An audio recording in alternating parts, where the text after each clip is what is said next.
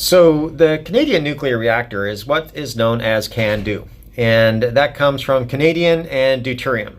Now, the reason why they put that together is that the water they use isn't normal, regular water. It's called heavy water. And what that means is that instead of regular light water, which just has oxygen and two hydrogens, it's got oxygen and two deuterium atoms. The deuterium is really just a hydrogen atom with an extra neutron in it. So the chemical element is defined just by the number of protons. So a regular hydrogen atom just has one proton, but if I stick a neutron in there and attach that neutron to that proton, it's still hydrogen chemically, but it's got twice the weight. And so it's called deuterium. It's an isotope of the hydrogen.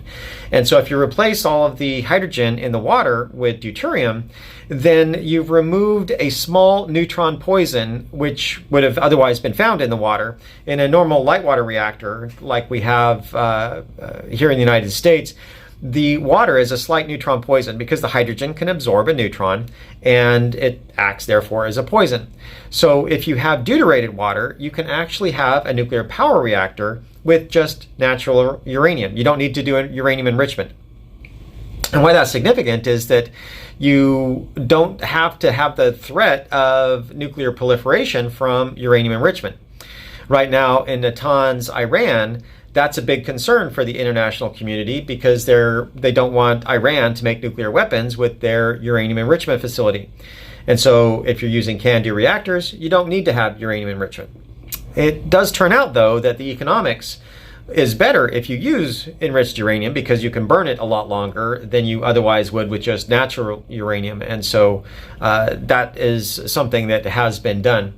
Now, one of the other novel features of the CANDU reactors is that they can do online refueling. So the traditional Western reactors, the water goes up through the reactor core as it boils to go and make steam and make electricity. In the CANDU reactors, they're horizontal. So the water comes through horizontally, as does the fuel.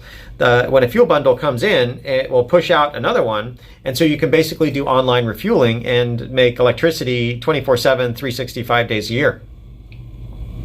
Turns out that also has a bit of a problem in that if you're continually spitting out these fuel bundles on a regular basis, that is a new avenue to have nuclear proliferation. So that a bad actor that bought a CANDU reactor could be pushing some of these fuel bundles through really quick so that they get weapons grade plutonium inside that fuel bundle. But that does require that they have a full radiochemistry reprocessing facility to extract the plutonium.